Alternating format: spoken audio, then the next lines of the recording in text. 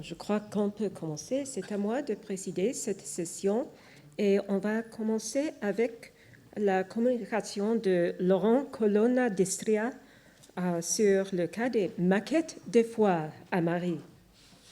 Donc, avant de commencer cette communication, je souhaiterais remercier très chaleureusement les organisateurs de ce colloque pour leur invitation et pour la qualité, donc là, les remerciements pour tous les participants concernant cette rencontre et la qualité vraiment des communications. C'est aussi un réel plaisir et un honneur de pouvoir présenter aujourd'hui quelques réflexions sur les maquettes de foie découvertes à Mari, et vous verrez que c'est avant tout des réflexions épigraphiques et philologiques. Mon intervention se déroulera en plusieurs temps. Donc 6 temps, ça fait beaucoup, mais je vais être assez bref sur certains points. Donc tout d'abord, introduction pour recontextualiser, qui fera écho justement à la communication que nous avons entendue sur le droit, puisqu'on a des structures protasapodoses également. Ça sera assez simple à exposer. Les maquettes de foie de Mari, assez rapidement, parce qu'il faut rentrer dans le vif du sujet. En 20 minutes, effectivement, beaucoup de choses à dire. Le contexte archéologique, vous verrez, toujours problématique. Puis les maquettes de foie, la première édition, revenir sur cette première édition vraiment exceptionnelle, justement avant la Seconde Guerre mondiale. Les maquettes de foie, les études antérieures et un corpus hétérogène. J'ai sélectionné seulement quelques études des illustres prédécesseurs concernant ces maquettes de foie et vous verrez que c'est assez complexe comme dossier. Et enfin, une réévaluation du général au détail, d'une part, puis une réévaluation avec des détails bien précis. Donc, avant d'entrer dans le vif du sujet, concernant ce lot exceptionnel et unique de maquettes de foie ou modèles de foie, je souhaiterais revenir sur quelques éléments relatifs à la divination et à l'hépatoscopie, puisque ces objets en constituent les plus anciens témoignages matériels et écrits connus. Lorsqu'on évoque l'hépatoscopie, ou plus généralement la divination en Mésopotamie, on pense souvent aux grands traités divinatoires rédigés sur des tablettes bien rectangulaires, organisées, avec des lignes écrites en cunéiforme. Ces œuvres se composent de séries de présages organisées selon une logique classificatoire, en arborescence. Chaque présage suit une structure quasi identique. Il comprend d'abord une protase, c'est-à-dire la description du signe observé sur le foie. Si la vésicule biliaire est comme ceci, comme cela, vient ensuite l'apodose qui énonce l'oracle ou l'interprétation du présage. La rédaction de ces traités sur tablette d'argile conduisit justement les devins à élaborer une terminologie technique spécifique, filament, porte du palais, renforcement, doigt, je vais vous montrer ça dans quelques instants, destinée à décrire les anomalies, parce que là on est justement sur des traités qui décrivent.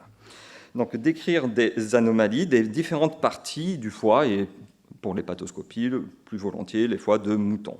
Présages étaient conçus comme de véritables images plastiques, mais rédigées. Donc là, vous avez un exemple de tablette avec un exemple d'éléments au sein de ce document. Si un filament s'étire, un mauvais rôdeur des démons l'a frappé, il se tient près de sa tête, etc.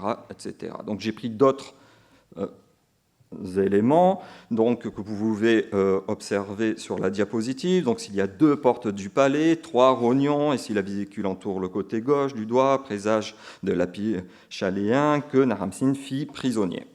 À droite de la diapositive, je vous ai mis justement un schéma reconstitué donc d'un foie avec les différentes parties. La terminologie technique évolue dans le temps.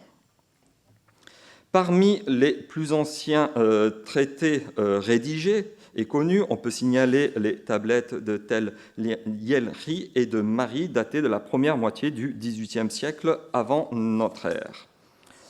Donc, vous avez ici une de ces tablettes, donc à Tel Yelri, si je prononce bien, je l'espère. Les énoncés étaient introduits par la conjonction temporelle Uma, écrite ou 4 plus ma lorsque. Et à Marie, donc en revanche, on trouve l'emploi de deux conjonctions, uma ou bien shuma. Y a-t-il une hésitation entre une tournure temporelle ou une tournure conditionnelle? Mais surtout, ce qui est intéressant, c'est la mise en place justement d'un vocabulaire technique. Donc un vocabulaire technique qui va perdurer partiellement depuis cette époque vers des époques plus classiques jusqu'au premier millénaire. La transition entre justement, on remonte un peu dans le temps, entre ces traités et les maquettes. Entre la seconde moitié du XIXe siècle et le début du XVIIIe siècle avant notre ère, avant la mise par écrit des grands traités divinatoires sur tablette, l'usage des modèles de foi en terre cuite constituait apparemment un support privilégié. Chacun d'eux représentait un présage particulier, on va voir que c'est beaucoup plus complexe pour les tablettes, pour les modèles de foi de Marie, et portait l'inscription de son interprétation. À ce jour, hormis quelques exemplaires provenant du sud de la Mésopotamie, le corpus le plus important, connu dans l'espace syro-mésopotamien de cette période, demeure celui des 32 maquettes de foi découvertes à Marie.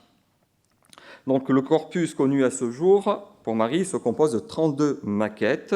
Elles furent retrouvées dans un ensemble dans la salle 108 du Grand Palais Royal lors de la campagne de fouilles de 1935-1936. Ce qui me permet justement d'aller vers le contexte archéologique.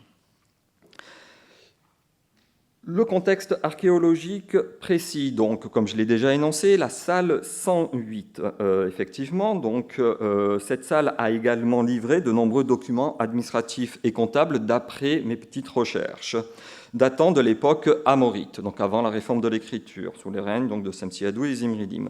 Cependant, un élément a attiré mon attention, la présence de plusieurs textes rédigés en langue ourite.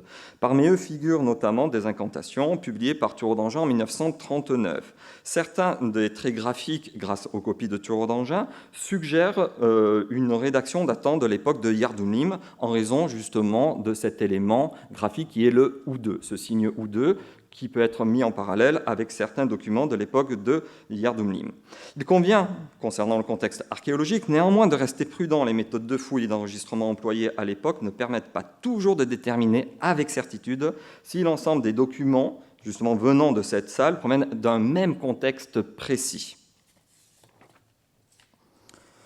Enfin, il faut rappeler, je ne sais pas si c'est vraiment une information importante, il faut rappeler qu'à proximité de la salle 108 se trouve la salle 8, où a été découvert le célèbre disque de Yardoumlim, un monument essentiel pour l'histoire des débuts de la dynastie amorite à Marie. La publication de ces 32 maquettes ne s'est pas fait attendre. Marguerite Rutten, alors assistante de Georges Contenot au musée du Louvre, en livra une édition complète dans la revue d'assyriologie et d'archéologie orientale de 1938. Aujourd'hui, 16 maquettes sont conservées au musée du Louvre, 7 au musée de Damas et 9 au musée d'Alep. Concernant cette première édition, donc, vous pourrez trouver dans son article un classement chronologique et un classement thématique, c'est-à-dire qu'en fonction justement des énoncés et de la mention des noms de rois, elle a classé chronologiquement. Donc pour la révision et pour de nouvelles études, nous devons absolument nommer justement ces maquettes sous l'intitulé Rutten 1, 2, 3, 4, etc. Ne pas oublier bien évidemment les numéros de musée, puisque comme vous allez le voir dans quelques instants, une maquette peut contenir plusieurs énoncés. Ce classement, effectivement, chronologique, et dans une certaine mesure aussi thématique dans la seconde partie des maquettes qu'elle a publiées. Alors qu'elle avait clairement distingué plusieurs formulaires, c'est-à-dire, quand je dis formulaire, c'est-à-dire expressions qui introduisent les énoncés. Dans son article, elle a également mentionné ceci. Donc, nos documents se signalent par quelques caractéristiques. Concernant le formulaire, on ne dit pas si telle partie du foie présente telle anomalie, il se produira tel événement. Mais au contraire, lorsque tel événement s'est produit ou se produira, le foie se présentera ou se présentera ainsi. Donc elle avait clairement vu les questions de formulaire. Puis le deuxième point qui est l'objet de ma communication aujourd'hui, c'est l'emploi de la valeur la plus rare de certains signes. Et donc, bien évidemment, on est avant la Seconde Guerre mondiale, les premiers documents de Marie sortent, sont publiés, et il faut encore tenir compte du fait que Marie était située sur la lisière du domaine où l'écriture cunéiforme était maniée avec maîtrise. Et donc là, effectivement, à cette époque, comme on l'a déjà entendu hier, Marie est en périphérie et donc cela excuse dans une certaine mesure l'emploi de ces signes un peu étranges. Contrairement au texte de plus basse époque, absence de logogramme. Alors, c'est vrai pour, j'allais dire 90, mais 90%, nous avons également quelques logogrammes. Bien évidemment, ce corpus est exceptionnel et on va avoir assez rapidement deux approches. Une approche purement philologique et une approche un peu plus anthropologique. Je citerai que quelques travaux, notamment ceux de Gelb, qui justement propose une date, comme Marguerite Rutten, date postérieure à Ishmadagan, puisque justement dans les énoncés Ishmadagan est mentionné, des maquettes justement pas strictement contemporaines, des orthographes différentes. On a Chou opposé à Chout, Ibga 3 à Id Ga'a, Issa de Ga'an opposé à Ishak Ga'an, etc. Puis l'emploi de certains signes avec telle valeur, c'est-à-dire din pour ti2, din pour tim. Et l'usage du signe ou de pour la conjonction de coordination et etc. Je vous encourage à regarder ces travaux. Puis, il est revenu sur ces maquettes, notamment avec un article concernant Marie et la civilisation de Kish, où il a intégré les maquettes de foi dans son étude avec l'ARM 19, donc les textes Shakanaku. Et un élément est intéressant, contrairement aux documents de l'ARM 19 assez cohérents, les énoncés exposent, donc des fois, une très grande diversité. De même, Snell a fait la même chose, mais lui, il a proposé un tableau, et ça m'a inspiré pour la suite. Alors, le tableau est assez simple, vous allez voir la suite avec mes tableaux, parce qu'on peut aller plus loin. Puis, Jean-Marie Durand a également étudié ces maquettes de foi. Les documents édités par Marguerite Rutten sont d'époque mêlée et présentent un état de langue non homogène. Donc, du coup, assez hétérogène. Puis, des approches historiques et anthropologiques. Je citerai que deux études, celle de Jan Valkemeyer, justement, qui a mis en parallèle les formes de foi, les énoncés, revus à la lumière des traités. Puis, l'étude de Jean-Jacques Glessner, justement, le retour sur les questions de formulaire, des pratiques et la mise en place du savoir et matériel lié à la divination, justement, pour cette époque. Donc, du général au détail, le début d'une réévaluation. C'est-à-dire qu'il faut reprendre l'ensemble et la matérialité. Donc, nous avons aujourd'hui la chance, justement, je ne sais pas si ça va fonctionner. Non. Bon, c'est pas très grave. Nous avons donc la chance d'avoir numérisé, c'est-à-dire ces maquettes de foi sont toutes numérisées, accessibles en ligne et donc numérisées en 3D. Donc, pour mieux observer cette matérialité, donc une réévaluation commence par un général vers un détail. Vous avez l'adresse en dessous. Dans cette réévaluation du général au détail, essayez de voir si, en plus des énoncés, on peut observer des annotations.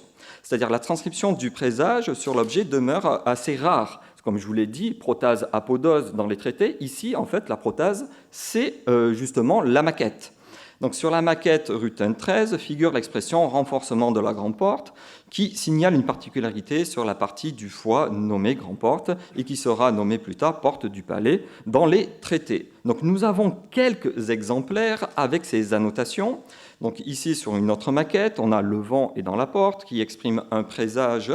Est adjointe donc à la mention ceci dans des traces de coups. Alors, effectivement, philologiquement, vous allez voir que c'est assez redoutable pour certaines séquences. Et donc, ceci sont des traces de coups, un filament est arraché, qui complètent probablement une figure, l'élément sur la maquette. Je vous ai mis un détail précis, donc photo qui a été prise, c'est-à-dire durant les années 2000, juste avant les événements en Syrie, qui permet de revoir certains éléments. Donc, du général au détail, Deuxième point, c'est les formulaires. Et donc, effectivement, là, je m'appuie sur les travaux des collègues, la protase et la podose, d'une part, pour les traités, mais surtout pour les maquettes. On va avoir plusieurs groupes. Le groupe Amout, présage, état construit, événement, le verbe est à l'accompli, donc telle configuration du viscère, et le présage d'un tel corrélé à tel événement. 13 énoncés. Puis, on va avoir les énoncés introduits par Inumi, lorsque. Et donc là, on aura plutôt, lorsque tel événement se produisit, le viscère eut tel aspect. 3 énoncés. Puis avec Shuma, si. Et donc, si tel événement se produit, le viscère aura tel aspect. 19 énoncés. Et enfin, 5 énoncés sans élément qui introduit l'énoncé à proprement parler. On a la présence également de différents oracles ou énoncés sur une même maquette. Et donc là, ça devient intéressant, puisque vous avez un objet, on va dire objet archéologique, et 2 énoncés appartenant à 2 groupes différents. C'est une observation importante, vous pouvez les repérer avec les flèches. Donc le tableau classe justement les présages selon les énoncés, et comme vous pouvez le voir, par exemple, on va prendre Rutten 18, vous avez sur une même maquette 2 énoncés différents, l'un commençant par Amout, le groupe 1, et l'autre par Shuma, le groupe 3. Ou encore, justement, ici, vous avez une même maquette, mais avec 3 énoncés appartenant au même groupe, donc Shuma. Et donc, est-il possible de corréler justement le contenu de ces, c'est-à-dire de ces énoncés entre eux au niveau sémantique par rapport à la maquette? Effectivement, de temps en temps, on a un peu plus de chance, c'est notamment les flèches en vert sur le tableau. En fait, la thématique est assez proche. Un contenu très orienté. Les énoncés concernent principalement des situations touchant l'exercice du pouvoir, accession au trône, soulèvement, opération militaire ou chute de souverain, et reflètent les interrogations et les choix auxquels étaient confrontés les dirigeants, les souverains et les rois. Et donc, quand on regarde encore une fois les énoncés, cela est mentionné donc avec les flèches en noir. C'est les flèches en noir et exposent les énoncés avec les noms de souverains. Flèche en rouge, le seul énoncé avec le terme Shakanaku, c'est-à-dire le titre du dirigeant avant l'époque amorite. La question du mélange, de l'hétérogénéité, ces maquettes ne témoigneraient-elles pas à la fois de circulation du savoir divinatoire et dans certains cas de son actualisation au fil du temps? Donc j'ai essayé, je vais faire quelques propositions, essayer de comprendre cet ensemble hétérogène, une somme de détails à revoir et à mettre en série du point de vue paléographique, orthographique, de la grammaire, de la dialectologie, selon des groupes ou des ensembles cohérents. Bon, les groupes et les ensembles cohérents, vous les avez clairement identifiés, c'est justement avec cette expression, ce mot qui introduit. Mais attention, parce que dans le groupe 1, vous avez plusieurs, j'avais dit, donc 10 plus 1 plus 3, donc 13 énoncés, mais en fait, quand on les décompose, on a 10 à Mu'ut, 1 à Mutum et 2 à 12 ou 4 Mu'ut. Pour le groupe 2, 3 Inumi, 17 Shuma et 2 Shuma. Donc en fait, les orthographes vont être prises en compte et sont importantes. Je vous donne voilà un exemple d'une fiche. Donc vous avez la maquette avec la photo issue des archives André Parot, qui vraiment aujourd'hui m'ont permis de réévaluer certains détails. Une translittération, une traduction, un essai de normalisation grammaticale pour essayer de comparer justement des points de grammaire et des annotations au niveau paléographique, épigraphique, dialectologique. Donc on a ici les signes ça-de et qui semblent confondus. C'est une information intéressante. On a le pronom relatif, chat qui est écrit ça-de. Puis certaines annotations pour chaque fois. Alors, je vous promets, on ne va pas faire les 40 oracles et les 32 fois en 20 minutes. Donc, un autre exemple qui est assez intéressant, là, on est toujours dans le groupe 1, donc pronom suffixe, féminin singulier, écrit si pour chi, classique chez les Shakanaku. On a normalement, dans la dialectologie et l'usage langue et écriture à l'époque des Shakanaku, un subjonctif qui est un morphème 0, c'est-à-dire qu'il n'y a pas de marque, comme on peut le voir sur les autres maquettes du groupe 1. Mais ici, on a apparemment un subjonctif en i. Pour ceux qui connaissent l'akkadien, c'est un peu un problème. En fait, il faut peut-être admettre, et c'est l'hypothèse, justement, c'est ce que j'avance au fur et à mesure des observations, que ce verbe a été réinterprété et qu'il fallait bien une voyelle pour un subjonctif. C'est une hypothèse isolée qui, finalement, isolée, n'est pas pertinente. Mais vous allez voir qu'à travers un tableau de mise en série, permet de dessiner autre chose. Dans ce groupe Amout, on a justement A12 Mu'out. La valeur A du signe Oud est documentée par la documentation scolaire sud-mésopotamienne. Par ailleurs, quand on regarde avec le détail, on a Charlouk Ti2. Donc, comme je vous ai dit, Ti2 n'est pas d'usage, on va dire, Mariotte, Shakanaku, notamment. Et surtout, le signe Sha n'est pas employé normalement. On a justement le signe Sa2. Et donc, là, on peut également mettre en place une autre hypothèse, c'est justement un élément qui a été peut-être compilé, recopié et updaté dans une certaine mesure. Concernant les photos, je serai assez bref, l'ensemble des photos des maquettes de foi apporte aussi son lot de nouveautés et de détails. Là, des lignes qui ont été oubliées dans l'édition, et ce qui permet de mieux segmenter les énoncés. Donc c'est un énoncé de la famille justement du groupe 1B, Amout. Tout ceci peut être rassemblé sur ce type de tableau, un peu indigeste, je l'admets, mais avec le code couleur permet de faire ressortir certains éléments. Les conclusions du groupe 1, les noms des souverains du sud de la Mésopotamie sont bien présents, donc probablement des énoncés qui viennent du sud de la Mésopotamie. Par contre, une absence ou une marque zéro du subjonctif, plutôt un usage local. Ou encore, justement, la confusion entre Sa2 et Ki suggère une rédaction post-réforme de l'écriture, comme le groupe 1B, avec une sorte d'énoncé updaté. Au niveau des pronoms, aussi, on a Shu, Shashi et Shut, plutôt un usage Shakanaku, mais qui partage en fait un fond avec du paléo-akkadien, voire justement de l'akkadien d'Ur-3, parce que Shut est un élément absent de la dialectologie Shakanaku, etc., etc. Donc le groupe suivant, Inumi, donc même schéma, même méthodologie, cela a pris un peu de temps. Vous avez donc là, plus facile, 3 maquettes, et donc ces 3 maquettes sont assez intéressantes, commençant par Inumi, un subjonctif en ou bien en una, et surtout concernant l'orthographe Inumi qu'on peut mettre en parallèle avec de l'akkadien d'Ur-3 ou du Early Old Babylonian, plutôt peut-être de la Diyala, mais le subjonctif en una est bien attesté en akkadien d'Ur-3. Mais donc, en raison de l'énoncé combiné, c'est-à-dire Inumi combiné à d'autres éléments graphiques, dialectologiques, il est possible que ce soit un lot qui soit arrivé et avec quelques petits changements également.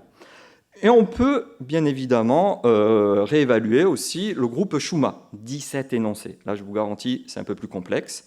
Mais dans ces énoncés, donc pris de façon individuelle, on se rend compte que certains, justement, présentent des caractéristiques dites locales, c'est-à-dire de Marie de l'époque des Shakanaku, mais encore une fois, avec des éléments updatés, post-réforme de l'écriture. Petite nouveauté, la question des signes sur d'autres signes. C'est-à-dire qu'avec de nouvelles photos, on a pu se rendre compte que certains signes recouvrent des signes effacés ou bien commencés et qui ne sont pas complètement présents. Donc c'est des petits détails qui participent à la composition de cette proposition.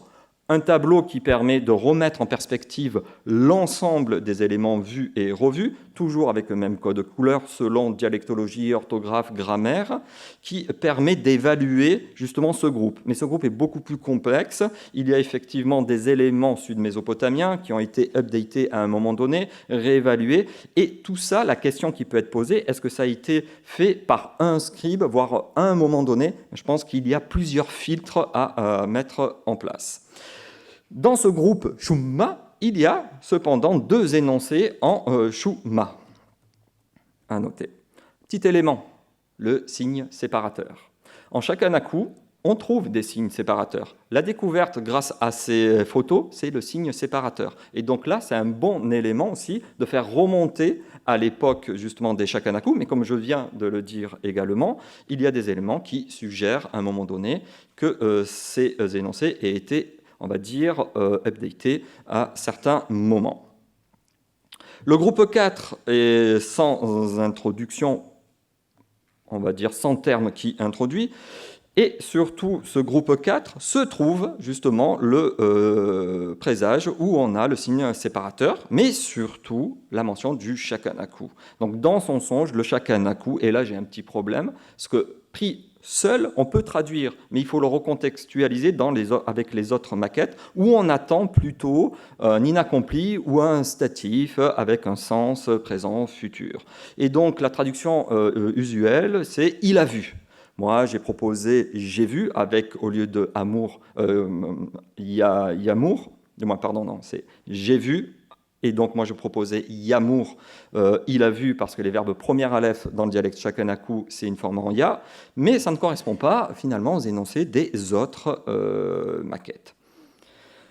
En conclusion, il n'est pas exclu qu'à la fin du XIXe siècle et au début du XVIIIe siècle, une entreprise de compilation ait continué à rassembler sur des maquettes de foi des traditions divinatoires d'origines diverses. Certains des énoncés pourraient déjà avoir incorporé des révisions ou des actualisations antérieures. Le processus même de reproduction, de compilation, aurait alors favorisé l'introduction de variations orthographiques, dialectales, voire interprétatives dans la formulation de certains énoncés. Cette proposition, et c'est effectivement une proposition, permettrait d'expliquer la présence au sein de ce corpus d'énoncés présentant justement des traits linguistiques et graphiques relevant de traditions diverses, dont certaines trouvent leur origine dans le sud de la Mésopotamie, à époque beaucoup plus ancienne. Au regard de ces indices, et mis en série, j'espère vous avoir convaincu, la datation de ces maquettes pourrait être postérieure à la réforme de l'écriture de Yardunim. Leur réalisation pourrait ainsi être contemporaine du règne de Yardunim et s'inscrire dans une initiative portée par le pouvoir royal dans un contexte de reconstruction, de consolidation et de légitimation du royaume. Merci pour votre attention.